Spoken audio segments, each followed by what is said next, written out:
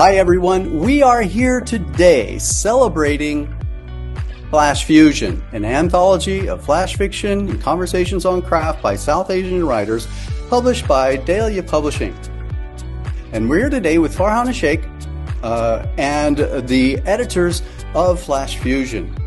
Farhana Sheikh is a writer and publisher born in Leicester, UK. She is the founding editor of The Asian Writer, an online magazine championing Asian literature. In 2010, she established Dahlia Publishing to publish regional and diverse writing talent. She has facilitated creative writing workshops and judged competitions in the UK and India. In 2010, Farhana received an arts bursary from the Royal Shakespeare Company. Farhana now regularly reviews productions for the Reviews Hub. She writes feature articles, poetry, short stories, and scripts. Farhana lives in Leicester with her husband and their 2 children. She can be found on the train wreck formerly known as Twitter at Farhana Sheikh, that's SHAIKH, talking about books and publishing. Welcome, Farhana. Thank you, Chris. That felt like a very long bio. I was like, who is that person? Wonderful person. Now, I know everybody was like, oh, Chris, you read my long bio. But you know what? I think it's wonderful to read long bios. It's so wonderful to know more about you. And you're going to tell us more about the editors of Flash Fusion. And it's up to you. Go ahead. Take it away, Farhana. Thank you. Right, just to begin, I apologize for the thunder that is rumbling at my window. I'm going to start spotlighting my wonderful editors who I'm so happy that they are joining us today. Okay, we're going to start this evening with a little interview with the editors of the Flash Fusion. Have you all got a copy to show? Yes, no, maybe not. And then what we'll do is we'll have a few readings and Anita's going to take you through a mini workshop, and there'll be time at the end for a Q&A. So I hope everyone's geared up. There does seem to be quite a few people in this space, which is wonderful. And also thank you to everyone who purchased a copy. I was going through my orders, it kept pinging and I was like, oh, this is so wonderful. So thank you to everyone. So to introduce, first of all, we have the head troublemaker, Susmita Bhattacharya. It was all her idea, this. Susmita Bhattacharya is a writer, editor, mentor, multidisciplinary artist and lecturer who lives in Winchester. She was also joined by Anita Govius, a British Asian based in London who mostly writes flash fiction and short stories, and Farhana Khalik, a writer, editor, voiceover artist, teacher and PhD student from Southwest London. So hello, everyone. Where should we start? I think we should start with head troublemaker, Susmita. Obviously, we spoke about the idea well before it happened, and it's been such a joy to see this come together, but also launched and really receiving such a warm reception at this year's Flash Fiction Festival. And I know we obviously have Jude Higgins to thank for that. So can you just take us right back? How did this project actually come about? Yeah, thanks for calling me head troublemaker. I like that title. Maybe I will add that in my bio next time. And well, I think the idea for it came after attending the Flash Fiction Festival the year before this, and kind of seeing that there wasn't much representation of South Asian writers per se, flash writers. And because I also teach creative writing at universities and host workshops in the community, I felt that there was a lack of representation in the examples used in the courses, so on reading lists and reading resources. So although the South Asian flash writers, there's quite a lot of us in the Flash community, our work is not so much out there in workshop and academic settings. So this book primarily is a resource that includes examples of Flash, and a lot of them are award-winning Flash pieces of writers, their process and their craft. So if academics want to quote we kind of lean on Stephen King's own writing a lot, but maybe there are some South Asian writers we could bring into the classroom and talk about their process and their craft. And it's a book that collates all of these resources to make it a handy sort of book for reference. And it's got prompts as well. So, one can use the book for all these purposes. Yeah. Brilliant. And I really love that aspect of the book, because not only are you bringing so many diverse voices together in one collection, but those kind of conversations about craft really reveal something about the writers. And then the prompts, I suppose, are jumping points for all of us to kind of have a go. Farhana, I wonder if you might say something about how you actually came to decide on what sort of pieces, who gets in. Give us a little bit of insight about the selection process. Hi everyone, lovely to be here. So as Sushmita mentioned, we all know the talent is out there, and it was very much a case of, these writers are great, why haven't more people heard of them? What can we do about that? So we decided to contact, we amongst ourselves wrote down about 10 or 11 names each, and then we sort of compared our lists, and where there were overlaps, we thought, well, who else could we ask? So we ended up with about 24 writers, and we had the idea that we would publish previously published Flash. And that way it would cut down on a little bit of time. We already knew the writing was great and that it would be ready in time for launch at the Flash Fiction Festival. In terms of the pieces, we thought, okay, it would be nice for each writer to have a range, so maybe 3 pieces. And then what happened in the end was most writers have 3 pieces in there along with an interview and a writing prompt. But some writers tend to write longer or shorter than others. So there are some writers who contributed 2, for example, or 4 or 5, depending on the length. We also wanted to double check amongst ourselves that we had a mixture of writers from all corners of South Asia as best as we could, and that there was variety in the pieces. So you've got different sort of formats and genres within these wonderful Flash pieces. So we thought very carefully about who to contact and having a range of writers. So that would be representative and also fun for anyone reading and wanting to take inspiration from the book. Brilliant. I mean, I was just struck. Obviously, I had no hand, I should say, in seeing this before. So the first time I saw it was when it actually landed in my inbox. And I was really struck just by the joy that came off the page, to be honest. Actually, I think there's something really powerful about using this. And I have been doing this in library workshops with writers who might not call themselves writers, but also people who don't necessarily always see themselves represented in fiction, new arrivals, people who have just come to Leicester. And I think, and actually children as well. I have used this with children and it's been really joyous. Anita, I know that you've been also using the book to teach your writing groups across libraries and carer centre. Can you tell me a bit more about your experience and what's come up for you in these sessions? So that was one of the reasons we wanted to include the interviews and the writing prompts. We wanted to showcase writers, but also hopefully inspire people who might not think that they could write flash fiction.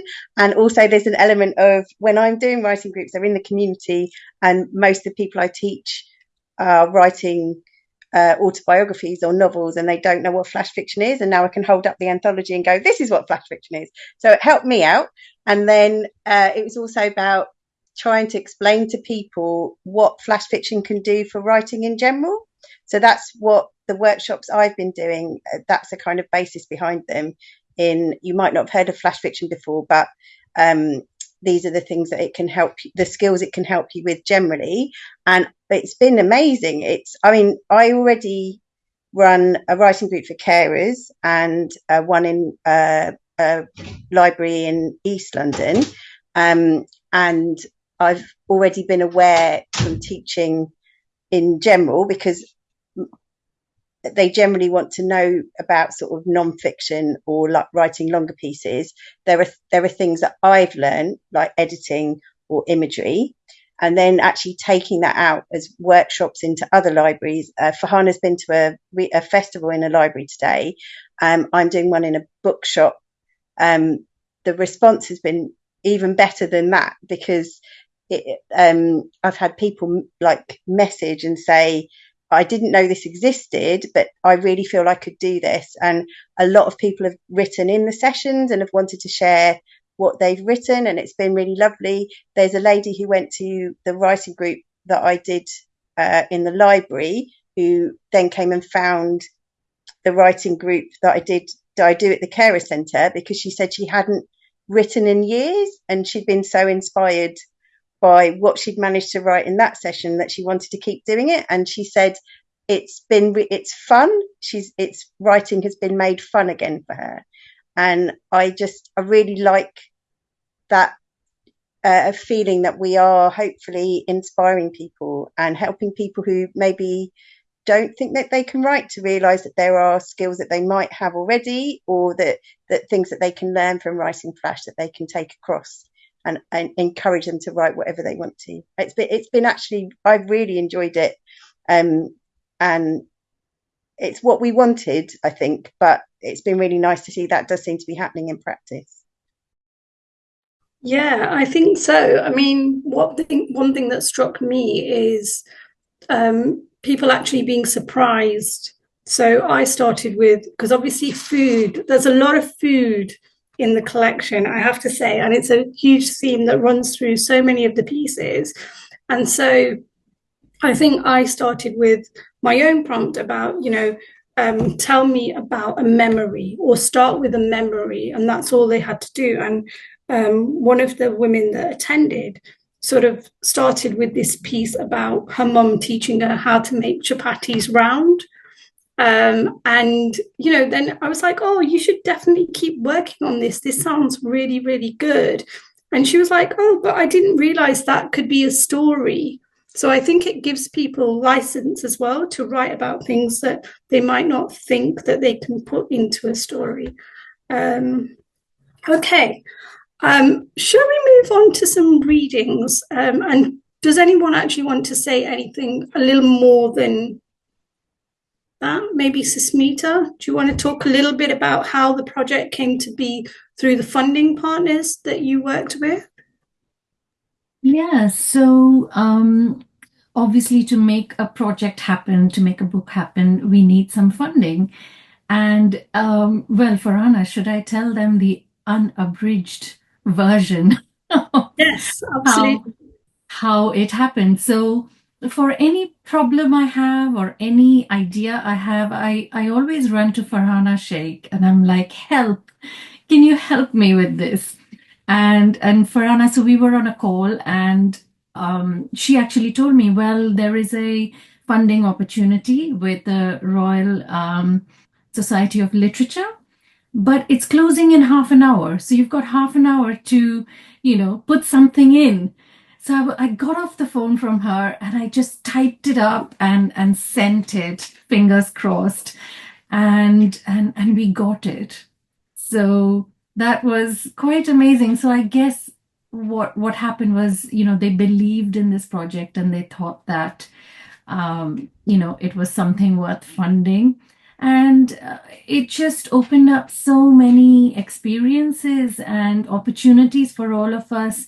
I've taken the book into lots of art galleries where I work with responses to artists' works in the galleries, and introducing flash fiction is something that always brings about quite surprising, astonishing pieces of flash.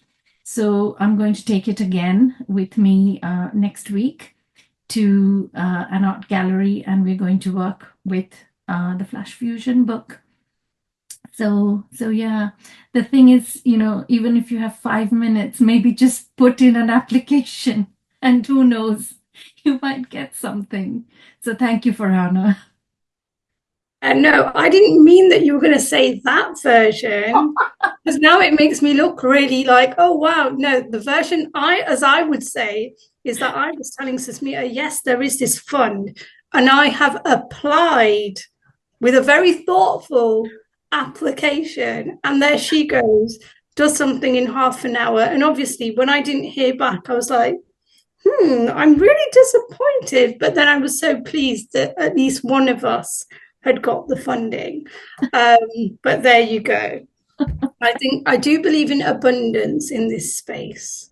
So I was overjoyed that we were both able to eventually work together in bringing this to beyond the Flash community in many ways. But I think I was also very heartened by being at the Flash Fiction Festival this year, and just seeing the warm reception that the book received. So that's wonderful. Right, let's move to some readings. Anita, I'm going to keep you spotlighted. No, we don't want to stop video because that'll break something. Hopefully my readers are here. So we've got Mandira Patnaik, and hello. Do you want to wave, say something? And ML Krishnan. Thank you so much for joining us. I think you're okay to unmute. I think that will be okay. So then we can just check that we can hear you. Hi. Hello. There you go. Hey, can you hear We me? didn't do a sound check for this bit. That's the thing. Right, okay. So I'm going to introduce you both first, and then we'll move to a couple of readings. So ML Krishnan is a 2022-2023 McDowell Fellow, a 2022 recipient of the Millay Arts Fellowship, and a 2019 graduate of the Clarion West Writers' Workshop. Her work has been anthologized in several publications, including Best Small Fictions, and if she's not writing, you can watch her waging a losing battle with aggressive Midwestern squirrels in her backyard. I like this little twist that you guys had in each of the bios, actually. It did amuse me. Mandira Patnaik is an Indian writer published in IHLR, The Rumpus, and many others, including Best Small Fictions. She is the author of the collections Anatomy of a Storm-Weathered Quaint Townspeople, Girls Who Don't Cry, and Where We Set Our Easel. Her fifth chapbook, Glassfire, is forthcoming. Mandira's debut novel is under consideration, and if she didn't tell you, you'd never know that she's a trained accountant. God, I've got so many questions just from reading your bios, but I think we will move to some readings. And obviously, many of the audience have also been reading along. So I think we'll start with ML. And if you have got your copy, this is on page 115, Feeding on the Thamirabarani Metro. Awesome. Thank you for that introduction. And the Midwestern squirrels are crazy, and I am losing every day. If you want to actually look up Ann Arbor squirrels, they are the size of groundhogs. Yes. So the story I'm going to be reading today is called Feeding on the Thamirabarani Metro. And I'm just going to begin. Super fast and super premium. We wished that were true about the grayscale beat of our lives, its expectations as stone in our gullets. When we died, one by glorious one, we were not prepared for these things, as we were only girls. Not before, and certainly not after. On the Tamrabarani, men rode with pulses thrumming under their necks, their mustaches lining banks of teeth as they smiled, as they laughed, as their voices filmed over us. We had always believed that feelings were something that took its time in awkward fits, in false starts, but in those moments we plunged right through the earth, through rippling bands of magma, down to its searing core. We were boiled alive by love. We were incinerated. It started with the college boys, benched together on the train in inebriated lumps of arak and acid. Nightfall skin, their limbs river reed supple. The boys' sweat pinpricked our gums in salt, their sinews trellising our fanged teeth. Next was the Kutta dance man. He boarded the metro at the edge of a drainage basin, when the frog song was at its shrillest. We could barely contain ourselves. We undid our abdominal cavities for him, letting the ticker tapes of our innards loose, the polypeptide rush of our desires. Lurdaraj, we breathed his name. We vacuumed him into ourselves, his gold lame shirt a supernova of light in our throats. Then there was a cavalcade of married men who were all the same. Safari suits, hair retreating back into their follicles, mouths livid with betel nut. We held them firm between our thighs. We bloodlet ourselves into their areca red lips as we kissed them goodbye, as we stretched our mandibles over their now lifeless torsos. On the Tamrabarani, we were a consumption. We ate, just like the way we had once been eaten. We ate as though the entire world, with its shorelines and crags and oceans, were in our maw, as though even that would not be enough, never be enough. And that's it. Brilliant, thank you. I usually do that. Can't clap. And just to say, that was previously published in Fractured Lit in 2022. So Mandira, you're going to be reading from page 146 for those who want to follow up in the book. And this is, do you know about the funny parcel that got returned? Hi everyone, thank you so much for inviting me. And for a writer, like I started 5 years ago, and to be here with you all among the greats and to be included in this anthology, especially because it's for South Asian writers, it's a huge honor for me. Now, this piece is like bilingual, so I'll use some Hindi dialogues. It was written as an experiment because I didn't find any in English flash fiction that had Hindi dialogues in them, so I thought I'll make a start. So here it goes. Do you know about the funny parcel that got returned? I heard it was for the Roys next door, for their daughter's wedding. Possibly a nice little present from the girl's brother who worked abroad, some construction job in Dubai or loading trucks in Manila. That brown packet, the slightly forgetful postman hurled across the fence gate, though it was properly locked, and the puppy tore the outer covering so it looked like my husband's wig, kicked the parcel, teeth marks all over like a battered rag doll, kicked it so hard it landed on the cobbled lane that's artfully stained with my aunt's beetle pits. But of course, it was raining. And my aunt wasn't out strolling and picking conversations like, "Ha bhaiya, mausi dikhi nahi?" to a man using a neem twig to clean teeth, inquiring about some random woman who wasn't around minding blissfully grazing goats. Instead, she called me to say she suspected something, as we often do in our five-house hamlet here. Kuch to mamla hai, for Roys were gone rather hastily. The yellow bulbs and garage lights still on, the faucets left running, rumored gone to the grooms to pacify them, for they had called the wedding off, without warning or salutation, some issue or the other. Likely they were peeved at the girl's dark skin, or tapering eyes, or blunt hippo nose, or breasts like unripe guavas, too small and tough. Or it could be about how scandalous they felt when gossip reached them that the ugly little harmless daughter was once caught with her mouth inside her cousin's, them together for one whole spring morning under the juicy, fleshy mango-laden bough. The most glittering moment in her Hamlet's negligible common history, and how she was caned, her wings clipped suitably, and how the cousin shunted out and away to remain huddled in the shanties by the train tracks below the hills. And I strained to hear my aunt over the loud thunderclaps, hoping to shut her up if she let me.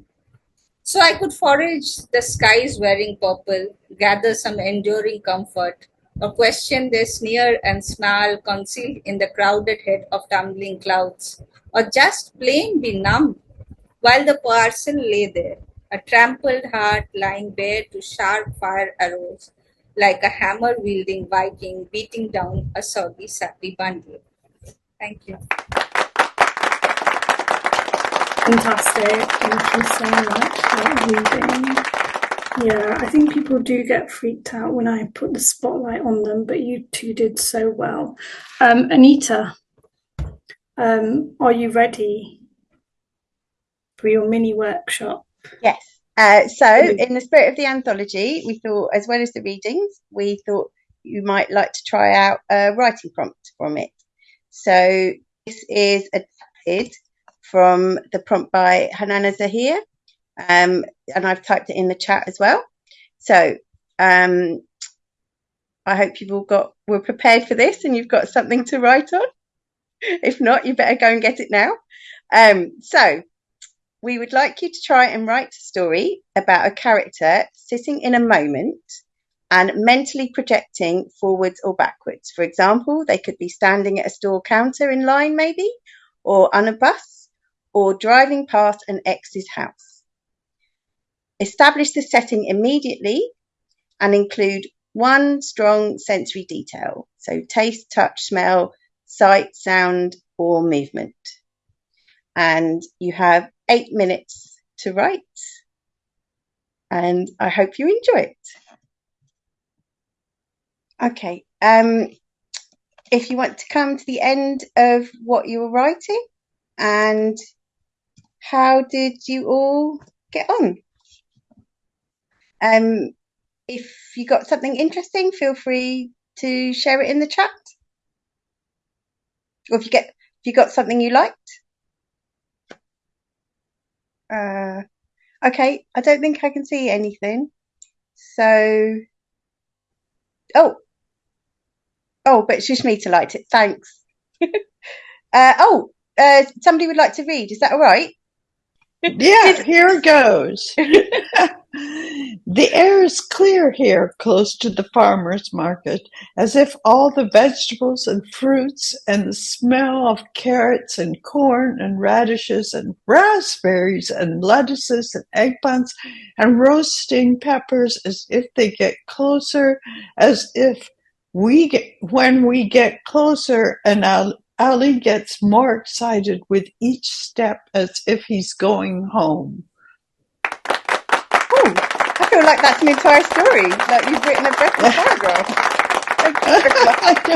Thank you. I don't know. It was just not really about me. It's not really what you assigned, but there it is. Do you know what? Thank you. I think as long as you write something for a prompt, then that's fine.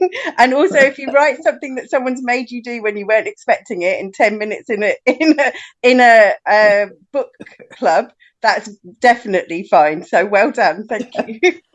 Thank you. Would anybody like to read something then? I think we've got 2 minutes, right? We've got questions.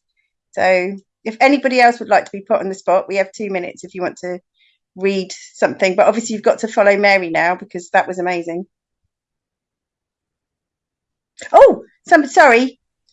Juanita typed in the chat. Can everyone see this? Maria de Los Angeles opened the door to her grandmother's old bedroom. The smell of lavender still lingered, despite Abuela being long gone, along with her warm embraces and the carefree summer days of childhood. Oh, that's lovely. Thank you. Okay. I could read something. I don't know if I got the prompt right. That's fine. The prompt is just to get you started, right? That's okay. Because I said a moment projecting forward or backward. Yeah. It's not quite done. Had she known the bus driver had been drinking vodka from his water bottle, she wouldn't have rushed to get to the bus stop on time.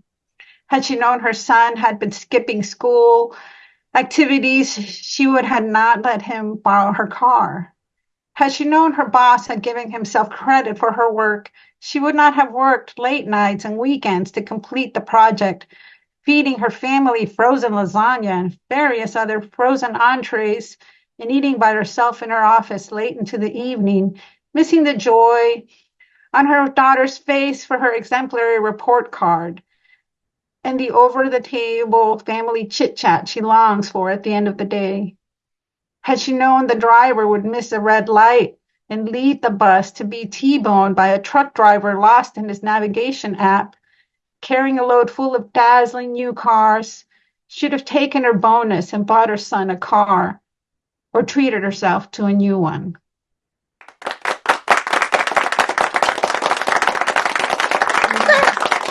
Brilliant. I think you definitely did the prompt right. I'm sorry, I don't know who that was because I'm spotlighted, so I can't see anybody. Who was that? Oh, my name's Elizabeth. Oh, Elizabeth, that was wonderful. Thank you very much. Thank you. Brilliant. Prompt. Yes, and there's so many more. I think they're from page 184 onwards. And there's one from every contributor. So when you're stuck or you're having one of those days where you're staring at the blank screen, I think it's a really fantastic opportunity just to have a look. Okay, so I'm going to ramble for a minute or two. You can either raise your hand using the reactions, because this is now over to you and it's your opportunity to put your questions to the editors or indeed myself, although I may not be that articulate because I'm currently just fascinated by the stormy weather. And did we ask Mandira, since it's my day to put people on the spot, did we ask Mandira and ML if they'd like to answer questions? I think I meant to do that. So they're here as well, maybe. Yeah, so I know someone had their hand up. Okay. Yes, Poetess 58. Call me Jill. Thank you, Rana. I think you gave me an idea where I might get rid of that and put my name up. This is a question to anybody who's spoken, really. In fact, it's a question to all of us. But I suppose I'm really curious. If I, as a white person, white British, were to write from the point of view of, for example, a South Asian woman, would you think that was cultural appropriation, or would you think that was to be encouraged, as in acknowledging that there are people other than white people who are in stories? Who'd like to take that? Well, it's a bit of a big question, maybe, but I'm really interested in it. Yeah, I mean, I can start off with that, and maybe I think because Farhana, you also come across so many authors and writers who submit work to you. Maybe, all of us have our own kind of thing, and I would say that I think that as a white person, if you're writing your main character as a South Asian person, I don't think that would be right. But if you have a person of color in the story, I think that's okay. I don't know. That is what I feel, because sometimes I feel that, and I read a lot of books and stories written by white authors, but they don't have characters of color in the novels or in the books. Maybe because are they scared or nervous to include them? And then it doesn't seem real to me. If the novel is set in London and you don't have characters of color in there, does that make it realistic?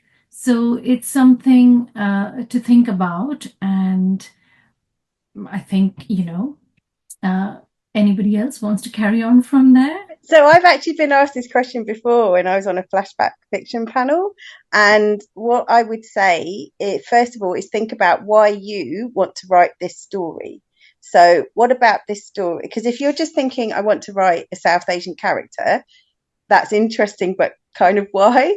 Because I feel like part of the reason that we put together this anthology is for people to see how many of us there are out there writing stories from a South Asian perspective.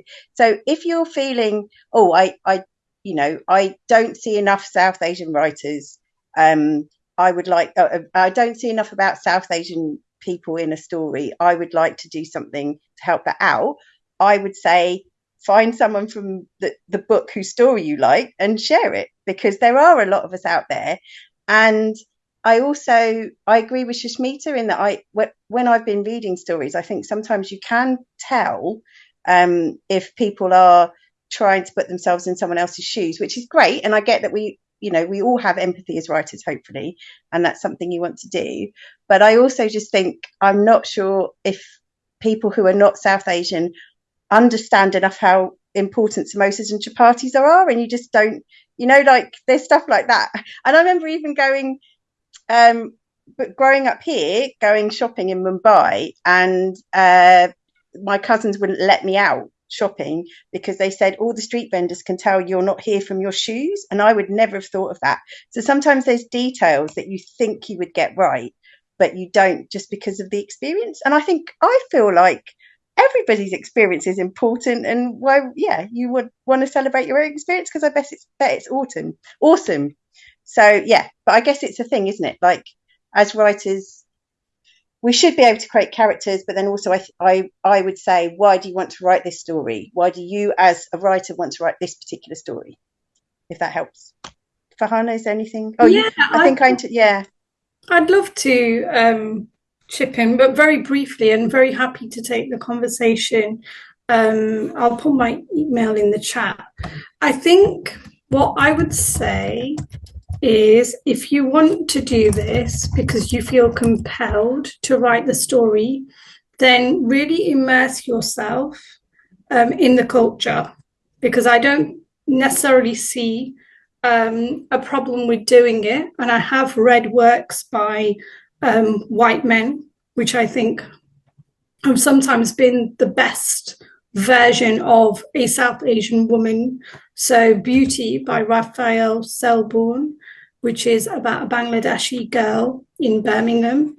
It's beautifully done, but he, acknowledges that all of his sort of Bengali references were informed by his friend. So he had a real insight into those sorts of kind of, being in the know, if you like, which I think is what Anita was alluding to. And then Peter Hobbs, he wrote a very short novel called In the Orchard, the Swallows. He had also lived in Pakistan for many, many years and wrote about, Pakistan, the landscape of Pakistan. And I think that those moments teach us that actually you can do it well, but, do it from an informed perspective. Consider why you want to tell the story. And Vaseem Khan has developed a toolkit, and he's got lots of information on his blog. So please do check that out as well, because I think it's not always a case of cultural appropriation, but cultural misappropriation. And I think, we are writers, we do make things up. And, that's partly what that's the business of the thing that we're doing. So just have those kind of considerations. And I think the question Anita asks is quite a good one, which we should all ask ourselves anyway when we're writing any story. Why do I want to tell this story? And how can I do this story justice? So hopefully that helps. Jill, do you want to say anything back? No, I don't have the answers. I just think it's a really interesting thing to think about. I don't it's not something I want to do at the moment, but I just, when I read all the stories, I sort of, I'm enjoying them, and I just thought, where do I stand? Because I really like what you say about, we shouldn't. I like the idea of writing maybe the main character as white, because maybe I'm more equipped to write that, but having, far more of an ethnically diverse set of characters in my narrative, that seems right to me. Otherwise, it's just me creating a whole white world, which is not a reflection of where I live either. Yeah, that's a good point. I think Louise Doughty's written, is it Platform 30? I can't remember what platform it is, Platform 7 or something like that, where she writes from the perspective of two characters that obviously she has probably no experience of. One is a sort of middle-aged man and a younger mixed race girl. So, I think it's interesting, this idea of like stepping into the shoes of and what that means. Does anyone else have questions? If you want to put them in the chat, or you want to add to the conversation that we're having, please do. I think we're interested in all. Oh, Naomi, you have your hand up. Hi everyone. I love the book. It's just so rich and amazing. And sorry if how I phrase my question is not very clear, but I struggle with, and I would like to ask you about this as well, that because you all write in English, Anglo-Saxon, Western culture, etc. And how do you balance, or not balance it out, but how do you tackle that with your own histories and your own roots? Because, this is in no way the same, and I know, and I address that, because it's not the same, but I'm always interested in this, that because people tell me that, why don't you write in Hungarian? You're supposed to write in Hungarian. I am,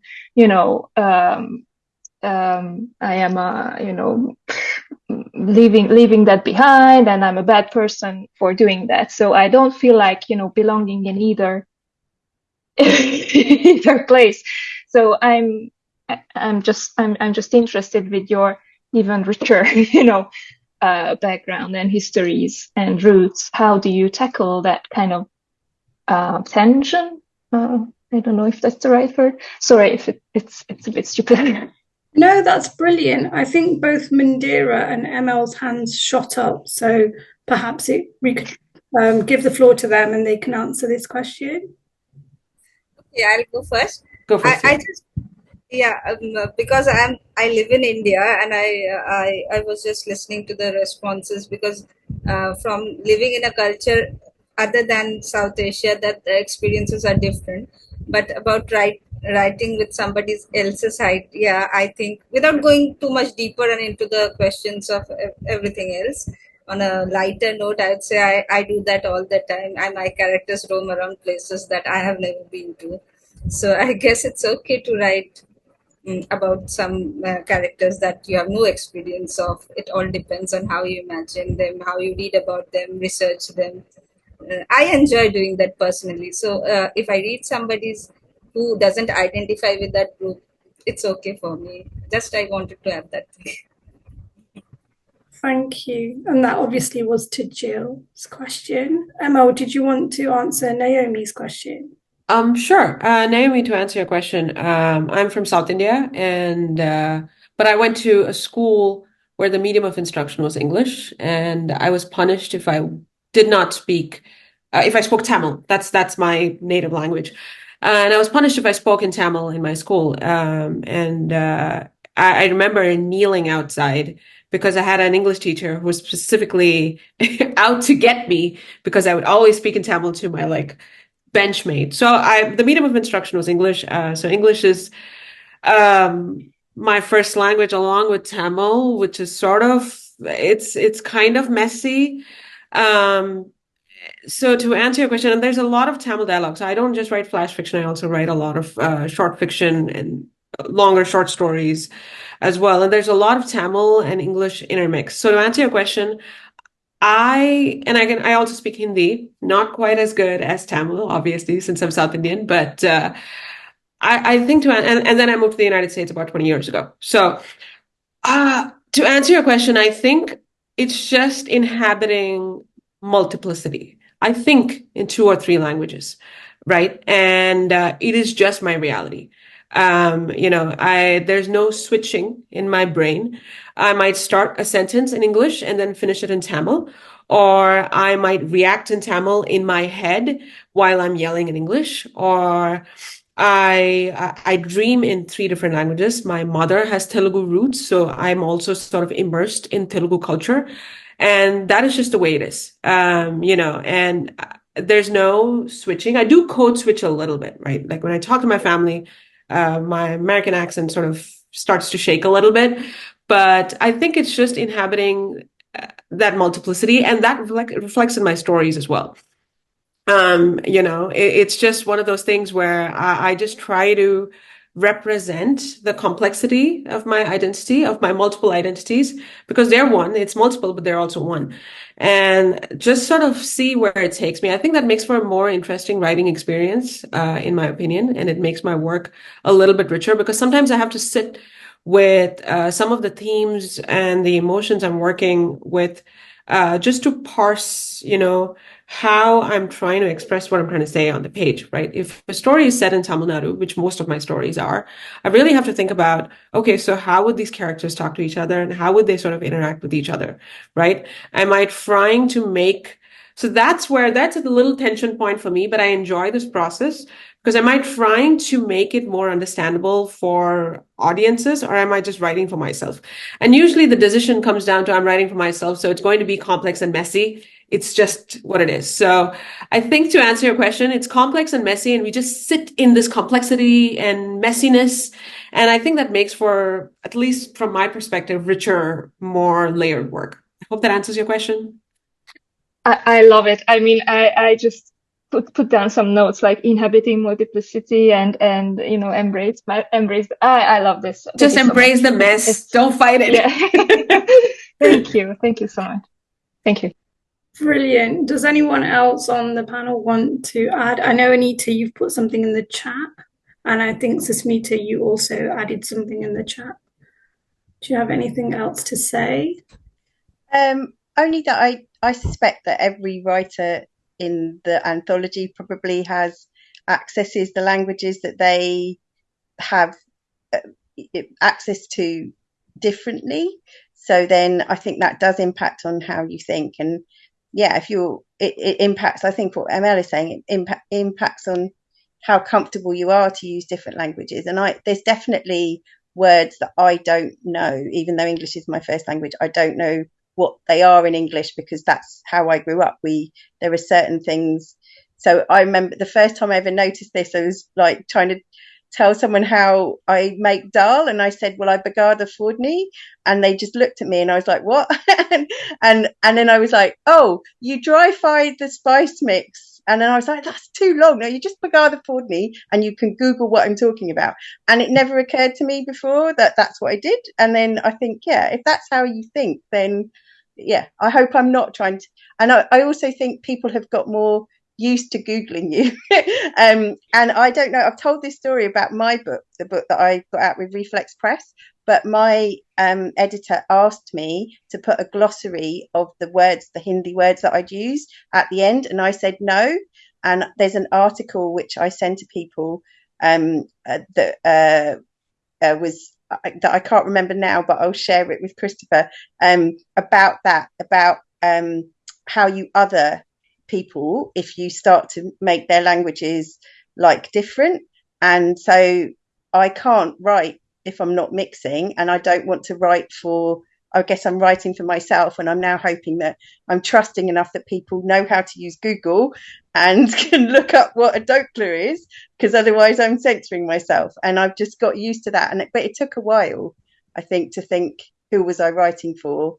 And it made my stories better when I stopped thinking about that. Brilliant. Thank you. Thank you so much, panel. I'm going to give you all a round of applause. I think, Chris, are we due to come back to you now? You are. Okay, brilliant. Oh, but I could just sit here and listen to this conversation all night. It's night where I am. Thank you so much, Farhana, Susmita, Anita, Mandira, and Emil. Thank you so much for reading. Thank you so much for giving us a task to do, because that's what we're all about at Smoke Long Fitness, getting more and more writing tasks under our belt. Remember, if you got something out of that task and it eventually is published, and you can enter it in the Smoke Long Workshop prize and possibly win $500. I always tell people that because it's important. That's for anybody here who started something with that task that Anita gave us from our good friend Hanana Zaire. So I'm glad that she was a little bit a part of this this evening. So if no one has any other questions, now if you don't have this book, now Farhana Sheikh has made this available as a digital copy for just £2. That's very little money. Or if you live in the UK and you want to pay for the book, it's not that expensive. So go to Dahlia Publishing and purchase the book. And for everyone else, I will see the people in Smoke Long Fitness in the workshop. And to everyone else, thank you so much for coming. And everyone else who's watching this on our YouTube channel, go out and buy the book. Thank you so much, everyone. Bye-bye. Bye.